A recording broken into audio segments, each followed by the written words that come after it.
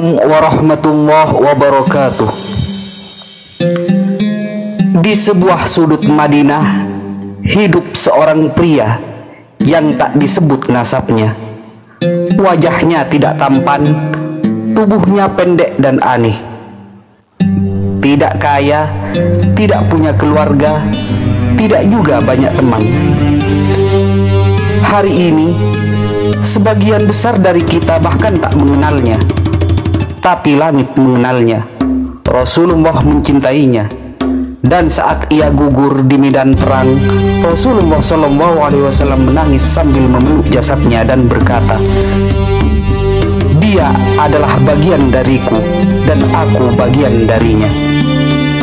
Namanya adalah Julaibib. Julaibib bukan siapa-siapa di mata manusia. Tidak ada garis keturunan yang bisa dibanggakan. Ia bahkan tak tahu siapa ayah dan ibunya. Wajahnya sering dijadikan bahan olokan. Orang-orang menghindarinya. Bahkan jika ia datang ke majelis, sebagian orang bergeser menjauh. Julaibib merupakan nama yang tidak biasa di kalangan bangsa Arab. Namanya juga tidak lengkap dan tidak bernasab. Semua orang pun tak tahu atau tak mau tahu tentang dia, tentang nasabnya, atau dari suku apa ia berasal. Tampilan fisiknya membuat tak ada yang mau berdekat-dekatan dengannya. Wajahnya jelek, posturnya pendek dan bungkuk, kulitnya hitam, miskin, pakaiannya lusuh, dan kakinya pecah-pecah karena tak beralas. Tapi di tengah kesunyian dan penolakan itu, Julaibib datang kepada Rasulullah SAW. Dan seperti biasa, Rasulullah tak pernah memalingkan wajahnya dari orang-orang yang dunia pandang rendah.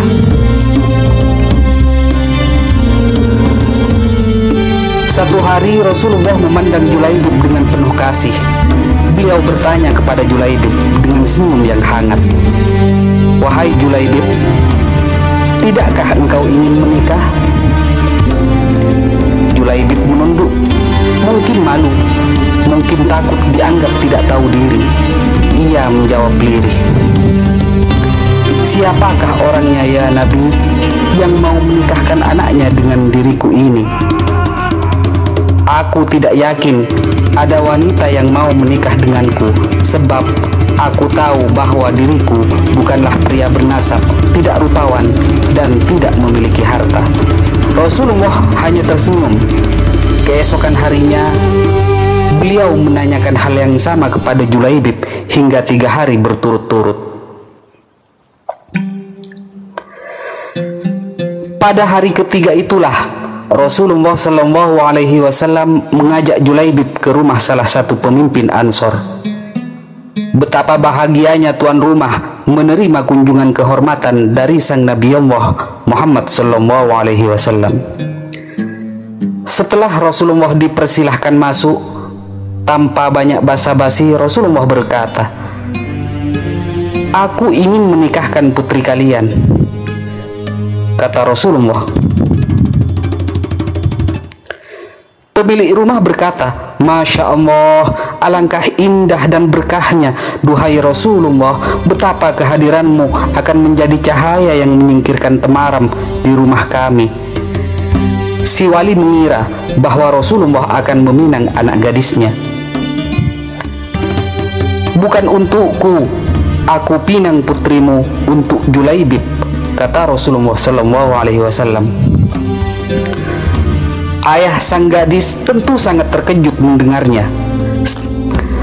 Dengan Julaibib, bagaimana mungkin?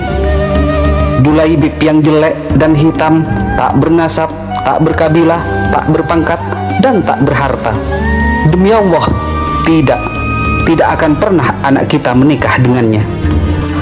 Namun, sebelum keputusan ditetapkan, putri mereka berkata dari balik hijab, "Apakah kalian akan menolak pilihan Rasulullah?"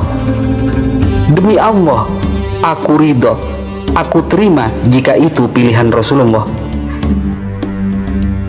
Selang beberapa lama, Julaibib menikah dengan putri kepala Ansor tersebut. Begitulah Julaibib menikah dengan wanita yang bukan hanya cantik, tapi juga bertakwa dan yakin pada janji Allah.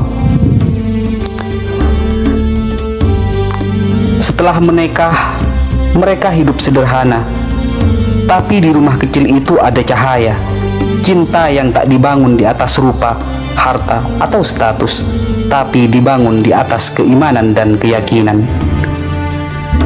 Namun kebahagiaan itu hanya berlangsung sebentar, karena tak lama setelah itu datanglah panggilan jihad. Julaibib ikut dalam pertempuran. Di tengah pertempuran, Julaibib maju dengan keberanian yang luar biasa.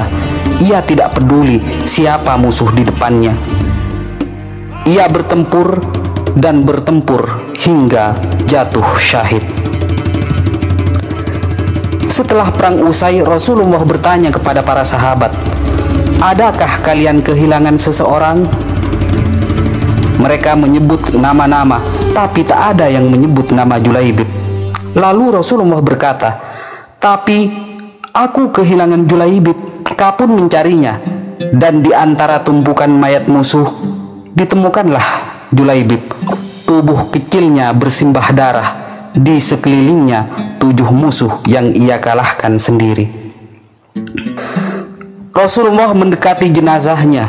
Beliau memeluk tubuh Julaibib dan menangis.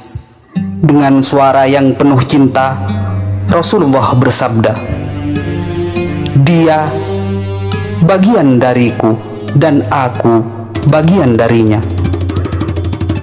Beliau sendiri yang menggali dan menurunkan jenazah Julaibib ke dalam kubur. Sahabat-sahabat besar menyaksikan bahwa di mata Rasulullah, Julaibib bukan si buruk rupa, tapi kekasih langit. Hari ini kita hidup di zaman yang terlalu sering menilai dari penampilan, tapi Julaibib adalah pelajaran hidup. Wajah bisa tak sempurna, tapi hati bisa bercahaya. Dunia bisa menolak, tapi Allah tak pernah salah menilai hambanya. Julaibib namanya mungkin kecil, tapi cintanya besar. Cintanya kepada Allah dan cintanya kepada Rasulullah SAW. Demikianlah kisah Julaibib. Semoga kita bisa mengambil manfaatnya. Assalamualaikum warahmatullahi wabarakatuh.